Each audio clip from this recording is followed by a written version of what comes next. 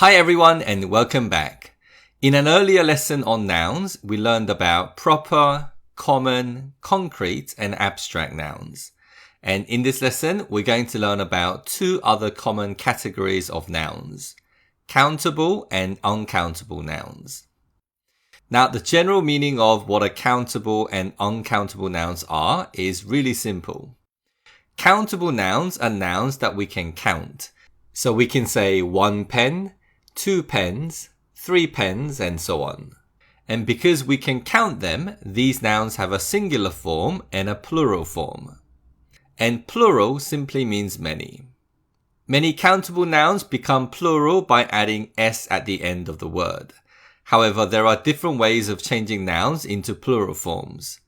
For example, some nouns that end in y become plural forms by removing y and adding ies. And this happens if the letter before the y is a consonant letter. So in city, we have the consonant letter t before y. So the plural form of city is cities. Similarly, the plural form of puppy is puppies. Also, if a noun ends in o, we add es to make it into a plural form, such as potato, potatoes, and tomato, tomatoes.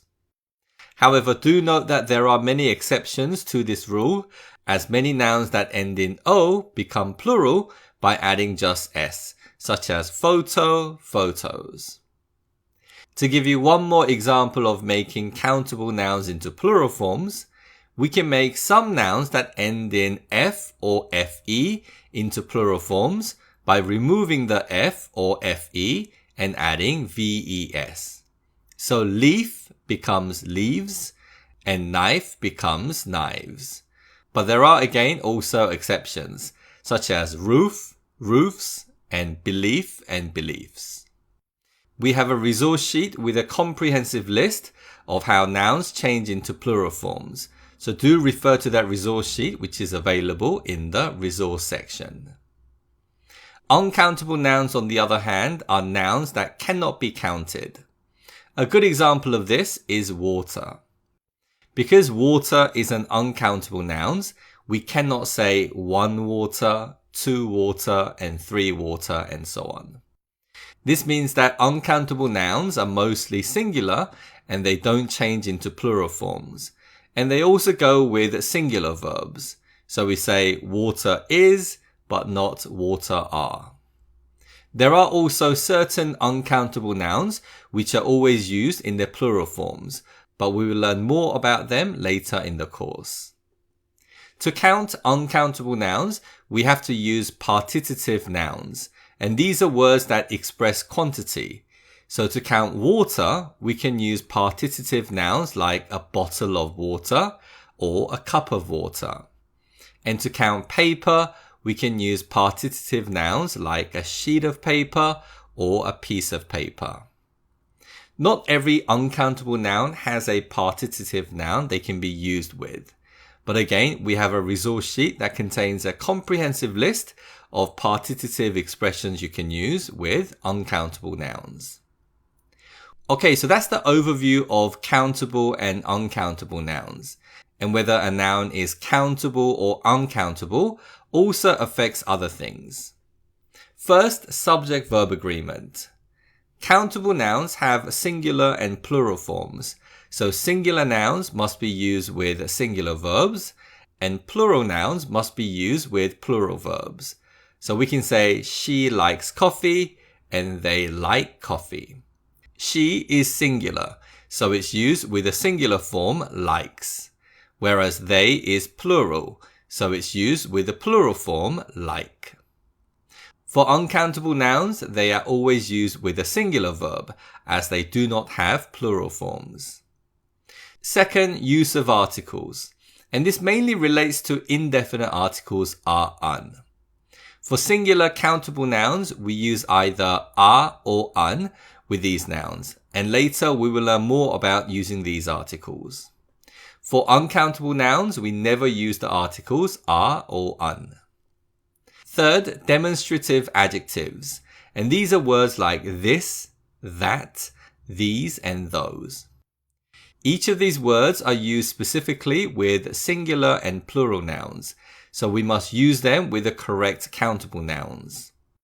Uncountable nouns are always used with a singular demonstrative adjectives, this and that. Lastly, quantifiers. And we will learn more about quantifiers later in this course, but we use quantifiers to say how many or how much there is, without saying the exact amount of something. And some quantifiers can be used with both countable and uncountable nouns. Some are only used with countable nouns, and some are only used with uncountable nouns.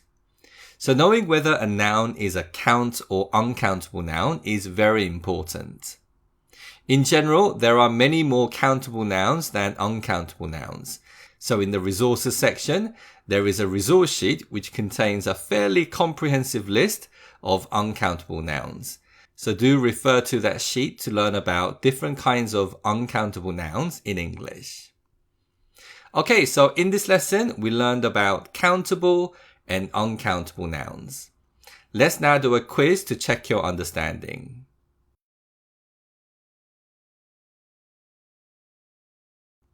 What is the most common way of making a countable noun into a plural form?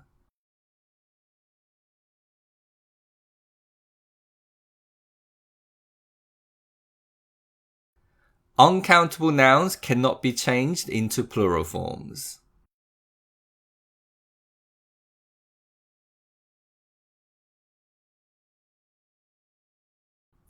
We do not use articles are, un with uncountable nouns.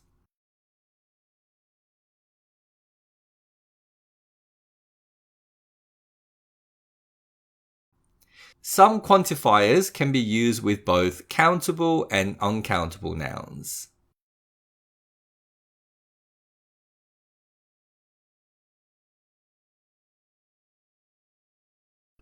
Excellent job, well done.